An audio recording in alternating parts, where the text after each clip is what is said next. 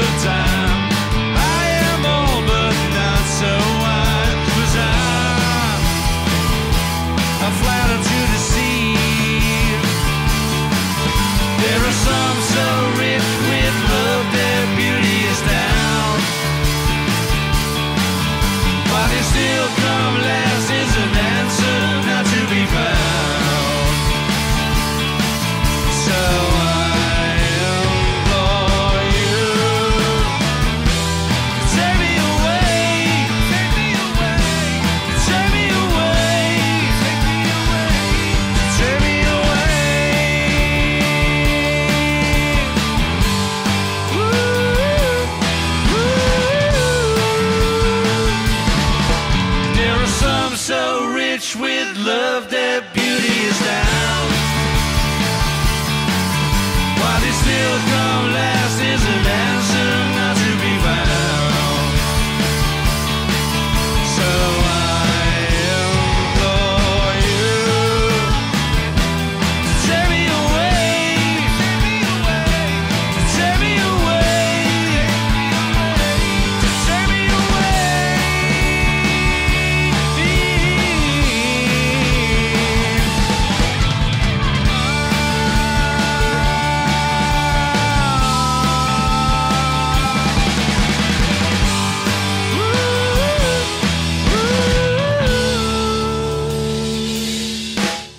I guess we'll just start with kind of your music and to get an idea of where your inspiration stems from, who your influence is, and then like kind of lead into the connection with XTC. Because I was reading about that and I was interested to know about that. Oh, well, XTC obviously come from the classic bands that we've all loved since we were kids, because XTC were only starting when we were listening to our first music, which was kind of soul and pop and folk rock and all that kind of stuff. So, you know, the Birds are big for us, the Kinks and the Beatles, of course. The Beatles are on the throne ahead of everyone else, so we don't really mention them. They're just already up there.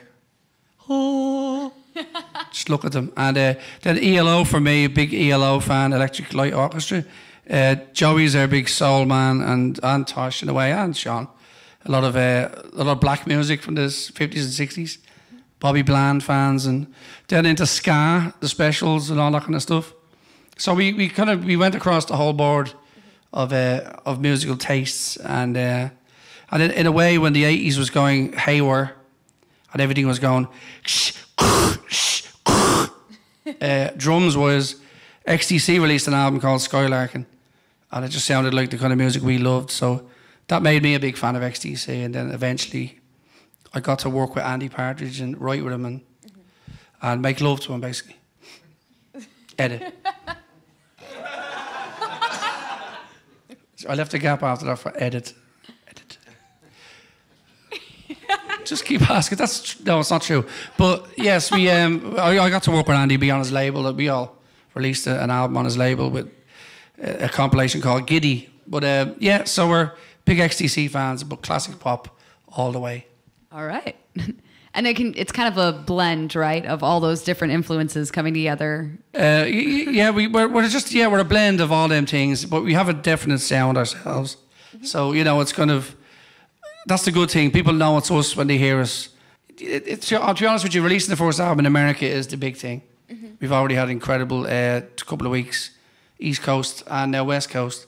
So we're going to listen to Pet Sounds and the East West Studios, and we're going to meet Pete Thomas from the Attractions, and Jeff Lynne is coming to see us, and and all of Brian Wilson's band have been to see us at the gig, and we've got a lot of great friends here. So we just have to kind of put that into new fans and sales and stuff, and it'll help us. But we're on the Omnivore label now, which is a great heritage label, and they're all great people there, so that's awesome. Looking good. Yeah, that's good. Also, so this is your first international tour. So what's that like versus, what is playing gigs here in California or New York or Boston? How does that differ from Dublin and other UK venues, I guess? It doesn't. It doesn't? No. Pretty much exactly the same? Well, people like to feed us over here. Everyone brings pumpkin cakes to the shows. Wait for your mic. Sorry.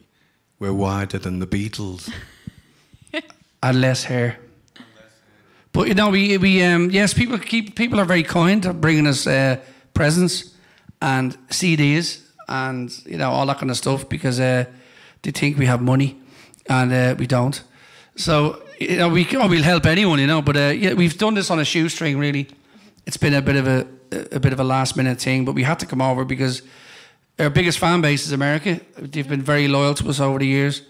And I was only mentioning the people earlier that are well known, because we've had a lot of well known people like our stuff, and to not come over, to a place where we're liked the most by famous people and by the general fans, as we call, as you'd have to call them, I suppose. Peasants. Peasants, yeah, with the cash. The plebeians. All the famous fans don't buy the records anyway, they just take them.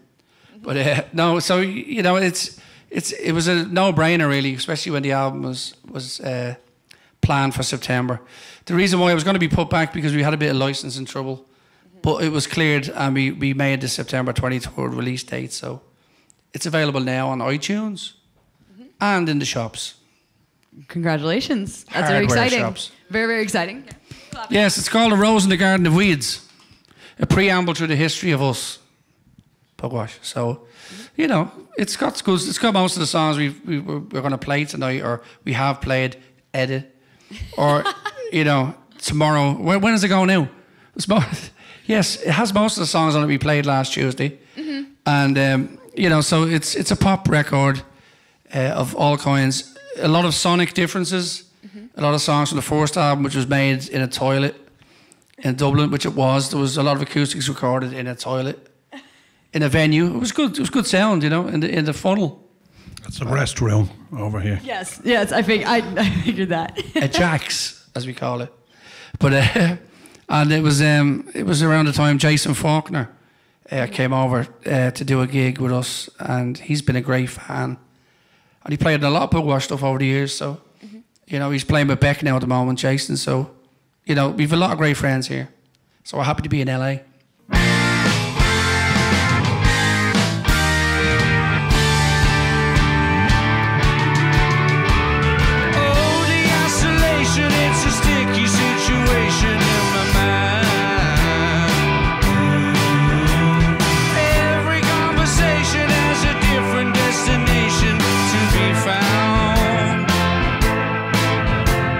After being to heaven, I can't even count to 7 at a time.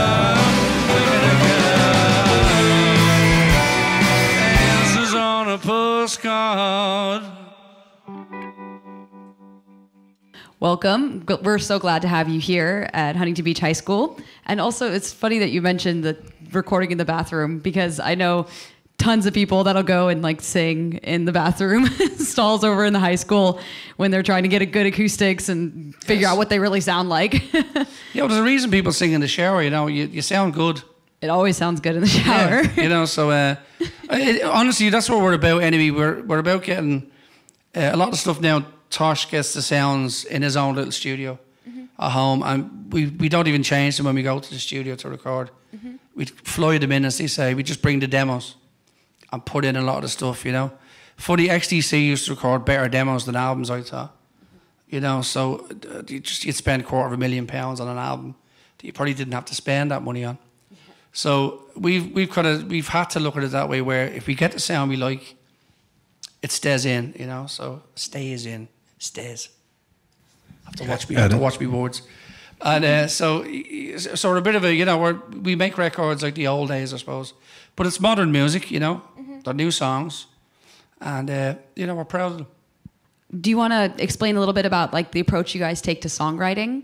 Do you do mostly individual work and then bring it, say like, hey, I wrote a lick, check this out? Or is it all collaboration? We're just interested to know.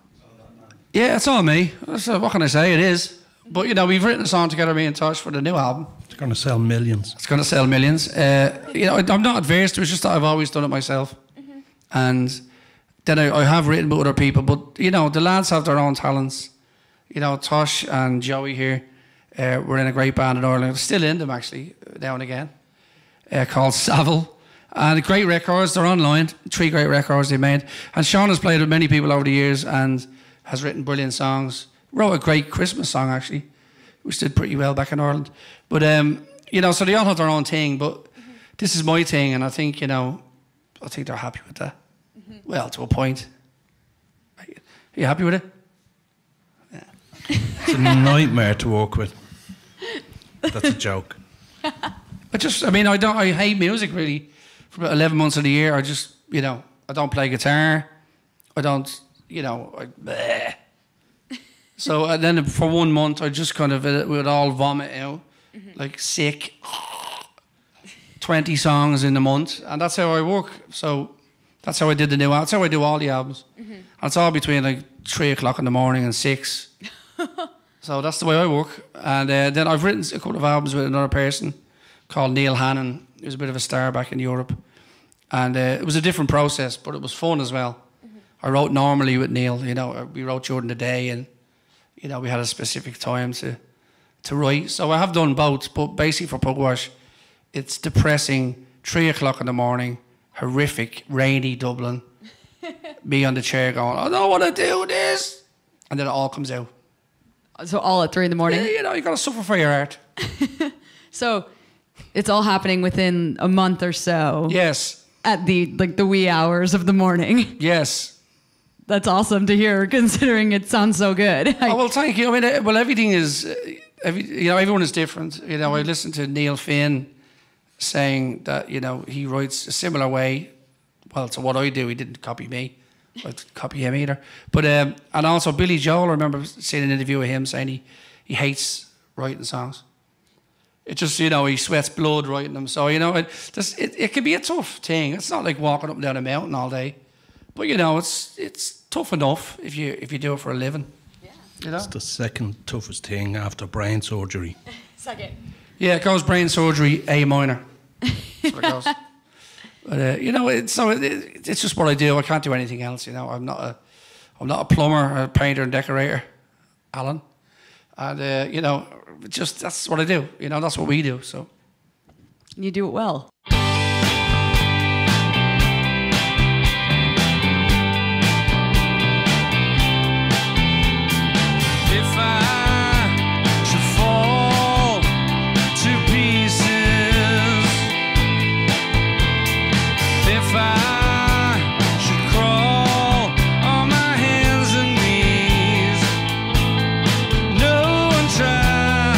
Help me out.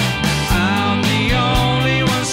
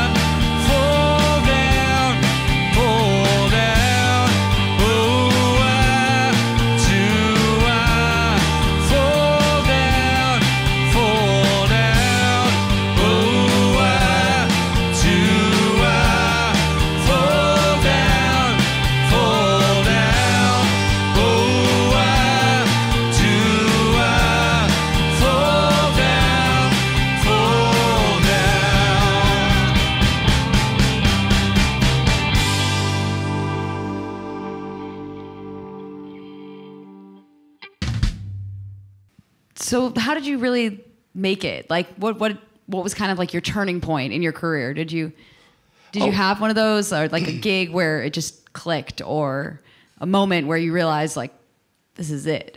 Well, this formation of the band was very important for me, because this is when we became a band, like a real band. That's why we're here. We're not here for anything else other than we made a great record last time, which kind of got us to here. We all made it together, you know. But I wrote it. I mean, made it together. But, you know, so it's... But the clicking thing, I suppose, would you believe, was the fact that we were all kind of hitting a brick wall with our careers. And I did this other project with this friend of ours, and it did very well in England. It got top 40, top 30. It was released the week that Michael Jackson died, so we were like a lot higher in the midweek charts, and then he died and every album he ever made went in, so we went in at 40 that week. But we got top 40 album and then a top 30 album. And it was nominated for an Ivor Novello Award for Album of the Year, which is a very prestigious award. And it's like a Grammy over here. But we lost to Paolo Nutini, if you know him at all, a Scottish songwriter. But he said in his speech that we should have won it, which is very nice. Yeah. It's the Duckworth Lewis method. It was an album about cricket. Would you believe? The game cricket. So it was just basically pop music with cricket lyrics. So songs like The Sweet Spot and, you know, The Age of Revolution, about the history of cricket and all this. Wait, about cricket, like the sport? Yeah, so the second album we had Stephen Fry narrates a track. Stephen Fry is a very famous English actor. We had Daniel Radcliffe on a track as well, who's Harry Potter, of course. And he came into the studio because he's a fan of the first album. And Harry Potter came in and did his bit. So he's on a song called The Third Man, which was released as a single over in Europe. And he narrates a piece in the middle. It's basically the third man is a position on a cricket field. And we also thought of the Third Man movie. So we blended them together, and we got Daniel Radcliffe in to speak. So, but also like Joe Elliott is on the album from Def Leppard, and you know, we got Neil Finn, and we got all these kind of wonderful comedians on it. But it helped Pugwash because they all became fans of the Pugwash music, and there's a lot of similarities between the other project and Pugwash. So a lot of people have found us through that, and that's what probably made it leap into a different league, I suppose. I'm on that album as well. Yeah, I'd like to thank my mother, the family, everyone in America who are all lovely people. Why are you holding the mic like Eminem? It's just it's a Elvis thing. I don't quite know what that is. My name is. That's even an out-of-date reference. You're holding like Kanye West. Usher. That, what don't kill me. But anyway, yes, Tosh is on that record as well, and you know, but basically that helped us. Yeah, definitely. Yeah, so, but we make good music anyway, so we're hoping that, you know, people just find us anyway.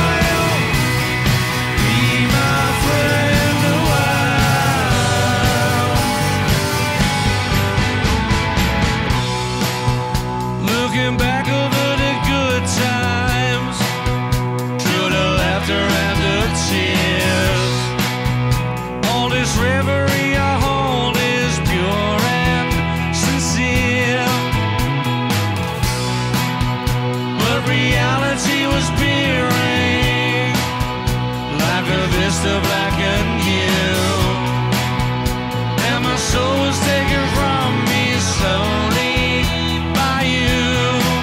Yeah, she's the one who tore me up inside, and the one who stole my Valentine. You could have me for a song and a smile, if you'll only be my friend a while.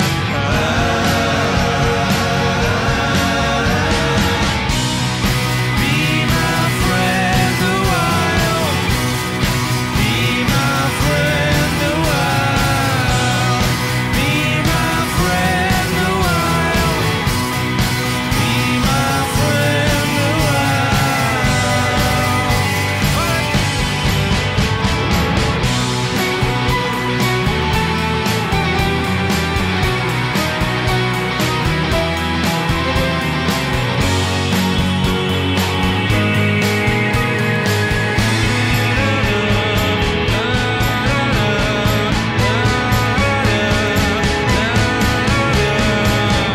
She's the one who tore me up inside, and the one who stole my Valentine. You can have me for a song and a smile, if you'll only be my friend a while.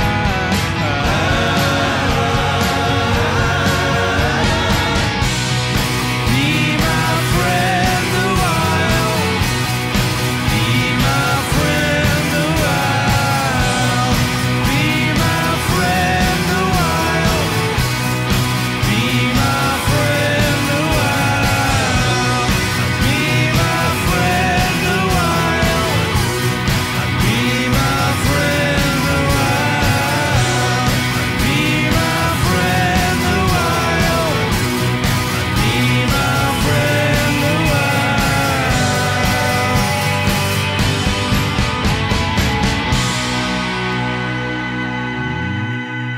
And so, prior to your work altogether, were you working as freelance musicians, picking up gigs, or playing with? You did mention playing with some other bands. What was that like versus playing with Pugwash? It was a long slog of being ignored.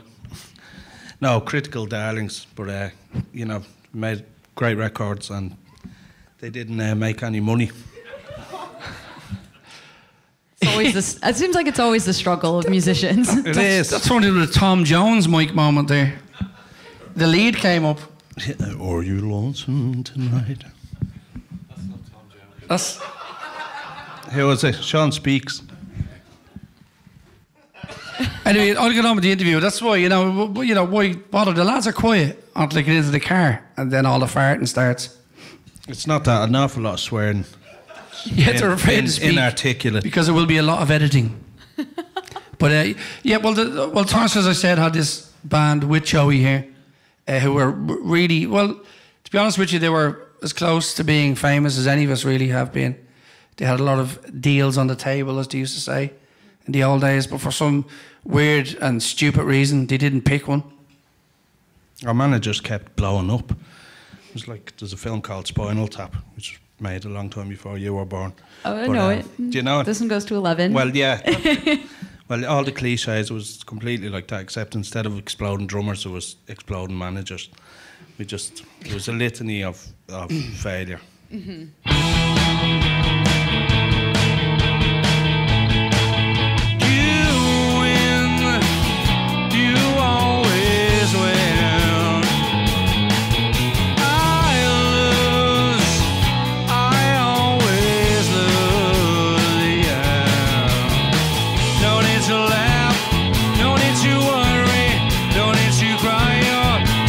Sorry to me, to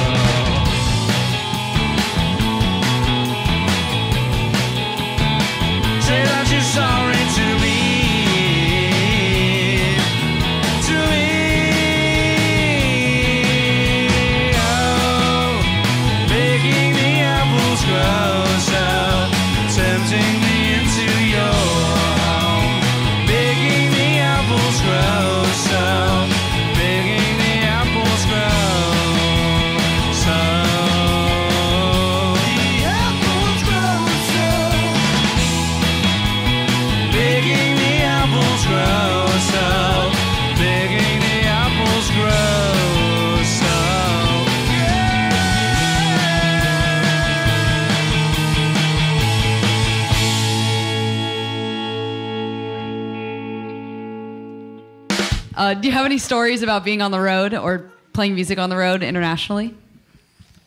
They're all like ropey. I'll tell you off camera. Stories about the road.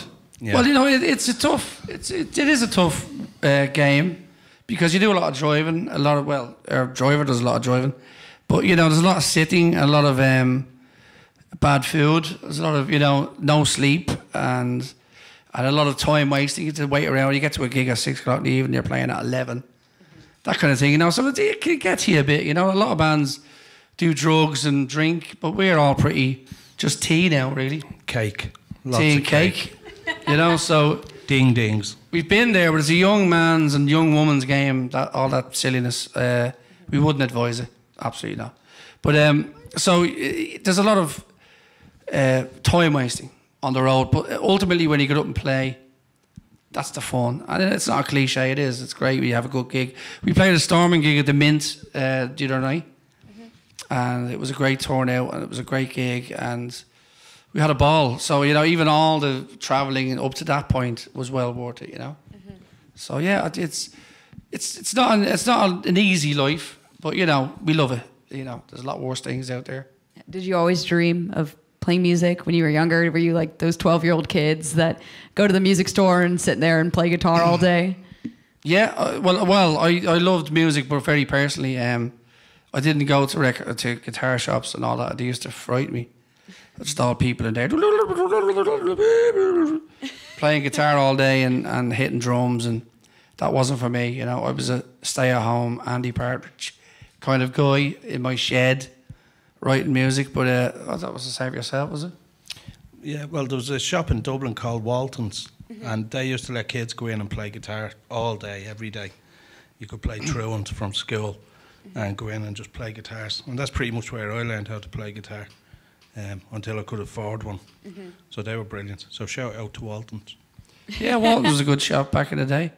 You'd have had a few good shops in Liverpool. Yeah, Rushworth and Draper's, very famous because the Beatles used to go in there. So famous pictures now, Rushworth and Draper's. Given, is it George Harrison a guitar or John? I don't know which one it is, but it's a Gibson, isn't it? Gibson acoustic guitar. They both got the same sort of guitar, didn't he? Is that right? Yeah. So it's pretty cool, yeah. Yeah, the J160. I've been in the shop. There's a great picture on the wall. I'm getting it presented to them because Sean is a Liverpool man, and he's engrossed in the Beatles as much as we are. So it's a no-brainer really when you love that band that we're going to do the kind of music we do. But so we all did it a different way. Toshman didn't play it probably, but I didn't. I took some chords off my brother who was getting guitar lessons, and I just sat around for hours playing chords. Thomas was originally a drummer. Yes, drumming is my love. Yeah, so, but I didn't want to be Phil Collins. Playing drumming and singing. Flying to Philadelphia from London at Live Aid. Where will you go? What will you do from here to Belinda? 'Cause you've done it all, yet you're still so young. To Belinda, to Belinda. Nobody told you there'd be days like these when you were starting out. You shone like the moon, and then you said goodnight as you swing.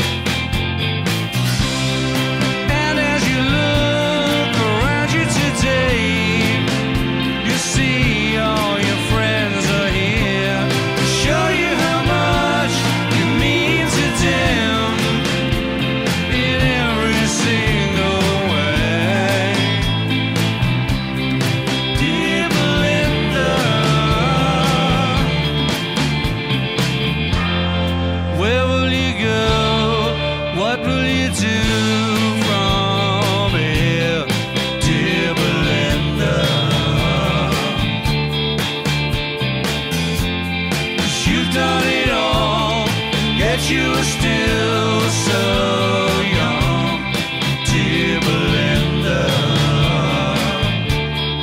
dear Belinda.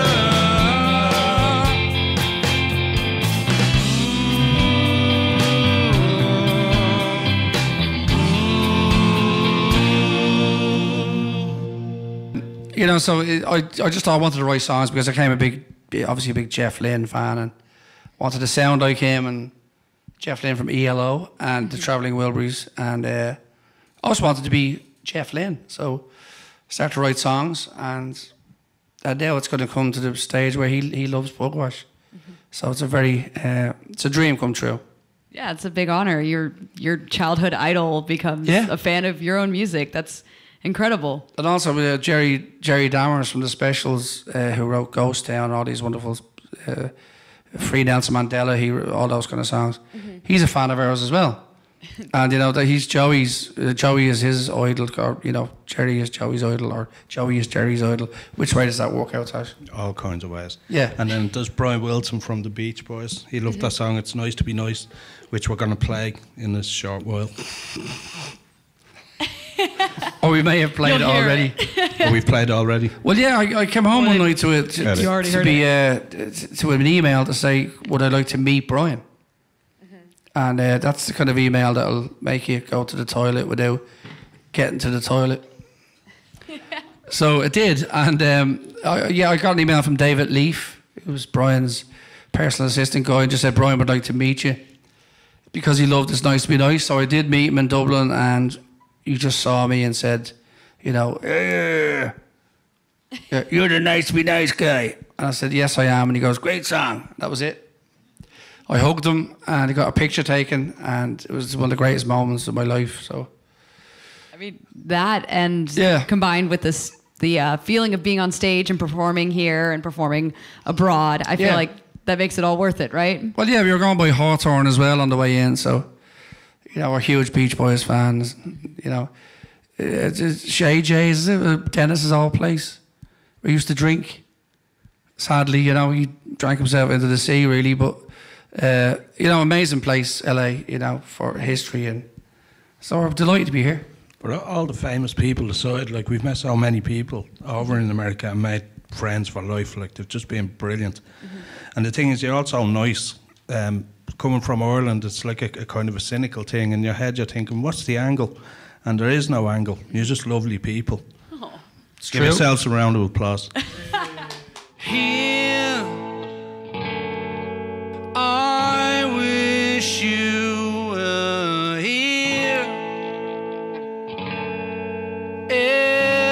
Evidence is clear to all who know, who know.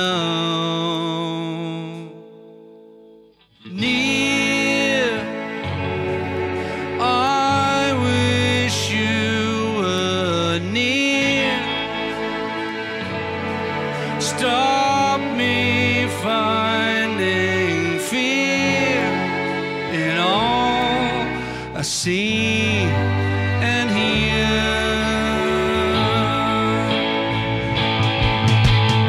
Ever wanted someone, but your mind is telling you you'll fail.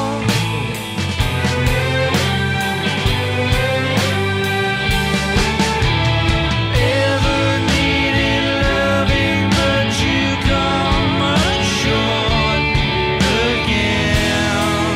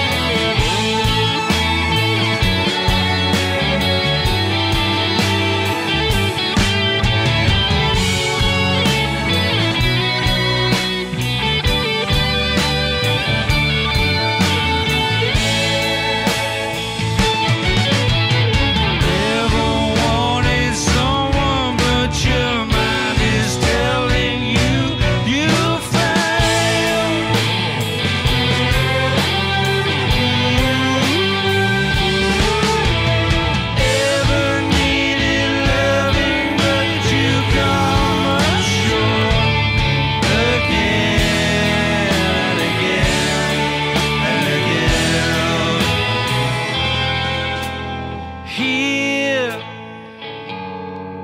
I wish you were here. Evidence is clear to all who know, who cares, who knows. We actually put on a show in February called Playlist. It's Cool. a showcase of contemporary music as well as our original compositions. And after hearing a lot of your music today, we would be so excited to cover one of your songs in our show. Would you be all right with that? I guess that's you, songwriting credit. I'm just very honoured, you know, to do that. That's something we'd be proud for you to do. And, you know, go ahead and do it in injustice if you want. Just the thought of you wanting to do it is a wonderful thing. So thank you very much. And just make sure you don't put any sheep on the record. It's a bit early, Tosh. Sorry. But you'll be featured in the program. It'll say original artist, Pugwash, and everything. I want the program. I want a copy of it because I'm a collector. Yeah? So I'd love all the bits and pieces, stickers, flyers, anything All right. We'll just in a package, and I'll give you my address. leave us your address. We'll send it to Dublin. We're all serious collectors of vinyl and memorabilia and stuff. So, Oh yeah, have you been to any of the vinyl stores out in LA or around this area? well, we did the East Coast first, and we had an extra bag we could bring on the fly. £50 was the limit. We had 88 pounds of vinyl So you have in the bag. It's 200 quid over. So we had to take loads of records out and put them in other bags, and we got on the plane. Well done, Delta Airlines, for letting us. But yeah, we have already bought about 200 albums. So you haven't been to Amoeba Music? It's out in Hollywood. Well, Amoeba is fans of ours. They put the CD in a good place for us, and they've been Nice. getting behind us. But we haven't been to Amoeba yet now. We like to find all these mom and pop shops and all these places where they have the really good stuff. Definitely. You can find a left bank promo for like sixpence, that kind of thing. So we just want to. We'd love to go everywhere, but we're running out of cash. Have you got any money? I mean, It's a serious question, though, Maddie. Have you got any money? I'm saving it so I can well, travel. We'll lift you to the bank. We don't discriminate against savings. We'll just take them as well. Thank you. Yeah. We'll give you a lift to the ATM after the show. So you're spending all your money on records and food We here? are, actually, yeah. Oh, not food and beer, just records. Not food, just you get the free food, well, right? the fans free are bringing food. the cakes and the ding-dings and the huge ass and wherever they are. we were only 6 stone when we came over here. I was your size, Maddie. She's saving her money because we're going to Liverpool in July. Yes. London, Liverpool, and Paris. A music tour or a kind of a... We'll play at the Cavern. Very cool. We've Probably done the Beatles. cavern once. Yeah, watch the ceilings, they're very low. It's Liverpool's a very magical place. We did it. It's like a religious experience, going to John Lennon's house in Strawberry Field. It's for us too. Our program here, Yeah. we do a Beatles show every year, so it's kind of like this big initiation into becoming like the real Beatles fan that Mr. Knight and Mr. Simmons always dreamed us to be. Great. Well, that's it. It is a bit of a spiritual thing because you just get quite emotional. George's Place or. All I want is to begin with a look to the future and celebrate, but I can't. I just can't. I gotta stop, gotta let it all go. Get a new me from my head to my toes, but I can't. I just can't.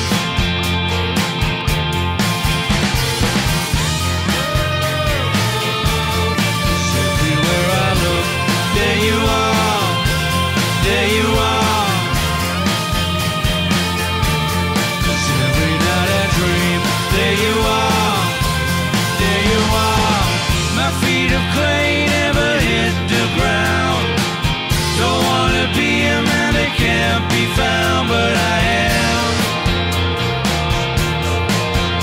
I am. The moon is warm and the sun is cold. I want to live a lot before I get old, but I'm not. No, I'm not. Oh, everywhere I look, there you are, there you are. Every night I dream, there you are, there you are.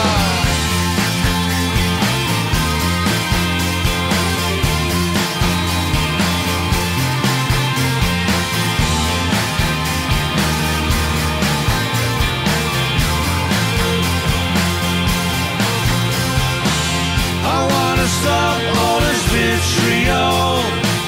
It's not conducive to a loving soul, but I can't. I just can't. All I want is to begin with A. Look to the future and celebrate, but I can't. I just can't.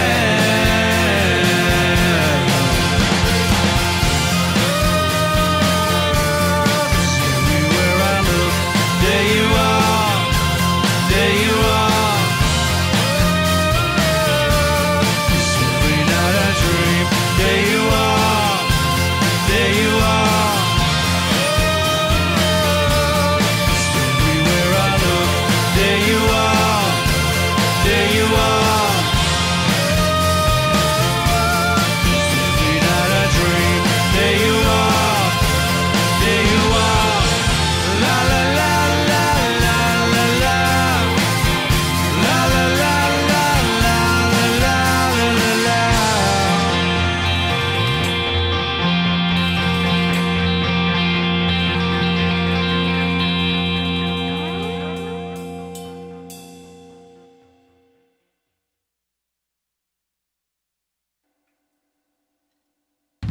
So I was actually, speaking of the Beatles, I was looking online a little bit and I saw a quote saying that you believe that your comparison of Pugwash to the Beatles is lazy. Was that ever a statement you said? Well, no, it's just because I I saw a great interview with Michael Penn, the songwriter, Sean Penn's brother, and he says that he was compared to the Beatles when he started off, and he just said that anything with melodic content is automatically compared to the Beatles. So it is a bit of a lazy thing because you know, if you want to write a song with melody, yeah, of course we love the Beatles. They're the ultimate. You know, I don't know how much money I've spent on them over the years. Lots. Many thousands. And I just bought the mono vinyl box set, which is we could have saved that money had it here. Yeah, well, you have the lovely vinyl. You probably True. would have spent it on more vinyl anyway. We did, yeah. The mono vinyl box was €400. Euros are Euros are a currency in Europe. Thomas even has promo singles by John Lennon's dad. Wow. Oh yeah, I've won. Yeah. Freddie Lennon, It's My Life. Was it? Yeah, that was it. That's my life. That's my life. Yeah. Anyway, yes. Well, we all collect. I do have a piece of Abbey Road in a frame on my wall. Which we worked with a guy who works on Abbey Road a lot. We've worked on Abbey Road for a lot of times, you know, playing and mixing and mastering and stuff. And so we ended up working with a guy called Guy Massey who did the stereo box and won a Grammy for it as well, and did the rock show, Paul McCartney DVD. And when they were breaking down the original wall about 10 years ago to replace it with new but similar looking stuff, all the engineers went in surreptitiously and took pieces of the wall and stuck them in frames and kept them. So we gave it to me as a present after we did the album together. So you see George sitting there in '69, you know, with the big glasses on, playing I think he's playing bass, famous picture, and the exact bit of wall is behind him, which is, you know, it's silly things like that, but you know, that's history, you know. It's modern day history, so. You love that music history, right? Yes. Just everything about it. Everything about it, yeah. So Drink it in. do you have like a specific kind of Pugwash history you want to share with us about Pugwash, or just about the band coming together? Well, I think, as I said earlier, this incarnation of the band was an important day because, you know, it was kind of like the people that I'd wanted to be in the band and to play with, because they're all music lovers first and foremost, and are willing to play for cake and tea. We're all friends. Oh, we're all friends. We're all friends for years and years. You know, I love him. He loves me. He doesn't love me. Joey doesn't love. Joey doesn't love any of us. I think he's gone now. It's drummers. He's a drummer, for God's sake. You know, what can we say? That's why I stopped being one. I mean, he was in the box earlier, so we just got to keep him away, right? The drummers. I'd say from that reaction, he's probably quite hungry. Yeah, he allows us to plot. No, he does. He just kind of goes weird when he hasn't eaten. Needs some tea and cake, No, probably. he needs big lumps of meat. Oh, tea sounds great. Oh, tea, yeah. Do you make tea? Do you I don't make think we tea? have any tea here. Do you make tea? No. Wait till the morning sunshine. Wait till the morning sunshine. It's just another day. I wouldn't know my love's away from home today. Wait till the morning sunshine. Wait till the morning sunshine. It's just a memory of sunshine in the morning being close to me.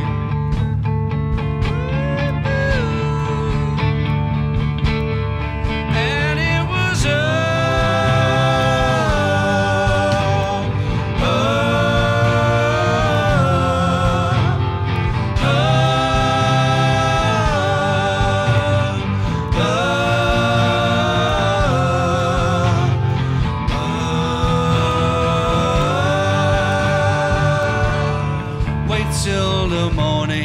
sunshine. Wait till the morning sunshine.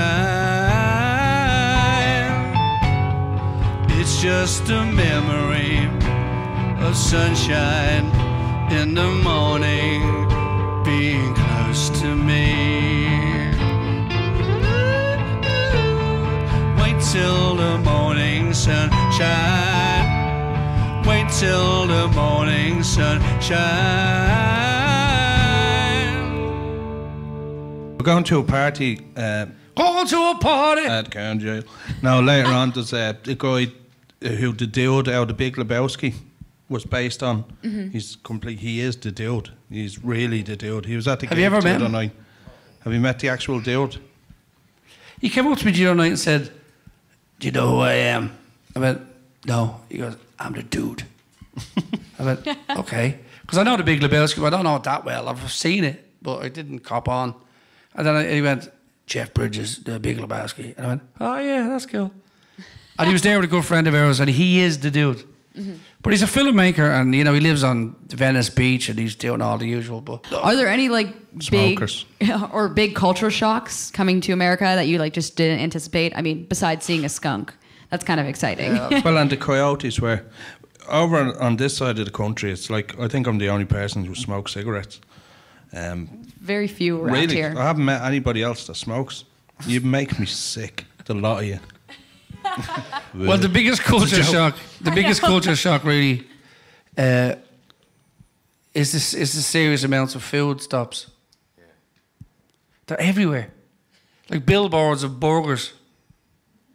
Was that a Frank Zappa album? I think it was. Billboards of burgers. Didn't he play bass for Frank Zappa? But anyway, Billboards, yeah. And there's a lot of hawks. Alan, who's driving us, loves hawks. So he's nearly crashed about 12 times going, "Hawk!" Flying all over the place. We do have hawks in Ireland, but they seem to be a bit more prevalent over here. So it's just things like the size of things. I don't think I've seen a hawk like in years. So I don't know how you there. guys are seeing all of them. They're there. They're absolutely there. And, so there's amazing. The billboards are wonderful. We stare at them all day, but we don't really do the billboards that much back in Ireland. unless it's do you fancy buying a cow and some eggs? Or a cow that lays eggs. We have one of those. And what other animals? Sheep. If I fell, would you stop to pick me up? If I cried, would you wipe away the tears? If I knew something I could never share, would you be there to help me anyway? Silly, but it's true, so stop me if I'm boring you. You take me up and you bring me down. Can't get enough of your love. I can't get enough of your love. You build me up and you break me down. I can't get enough of your love. I can't get enough of your love. The finer things in life is what you need. Silently, silly girl, you were nobody's child, but still you had the strength to steal my soul. All the time, was I too blind to see what had come over me? Silly, but it's true, so stop me if I'm boring you. You take me up and you bring me down. I can't get enough of your love. I can't get enough of your love. You fill me up and you break me down. I can't get enough of your love. I can't get enough of your love. The finer things in life is what you need. Silently.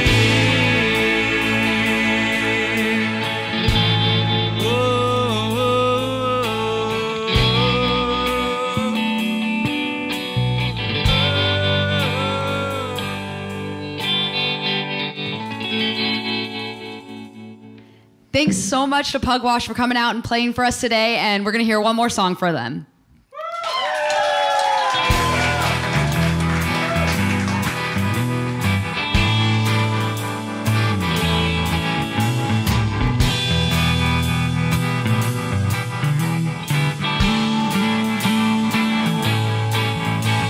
It's nice to be nice, as my mother once said.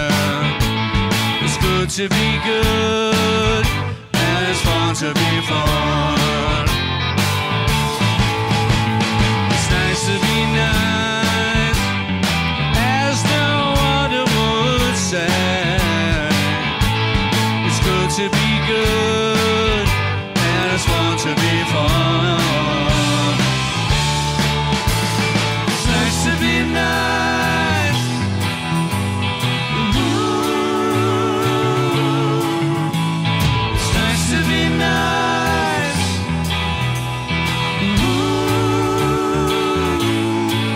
When you see a smile that painted on, you know. And did you hear about so and so? Leaving that trail of sorrow. It's nice to be nice. Ooh. It's nice to be nice, as my mother once said. It's good to be good, and it's fun to be fun. It's nice to be nice, as no other would say. It's good to be good, and it's fun to be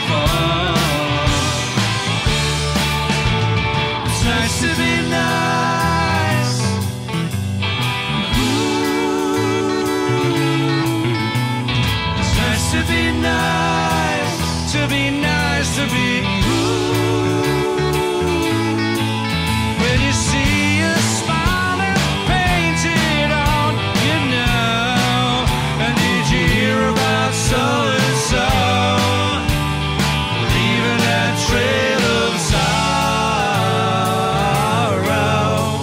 It's nice to be nice, to be nice, to be It's nice to be nice, to be nice, to be It's nice to be nice, as my mother once said. It's good to be good, and it's fun to be fun.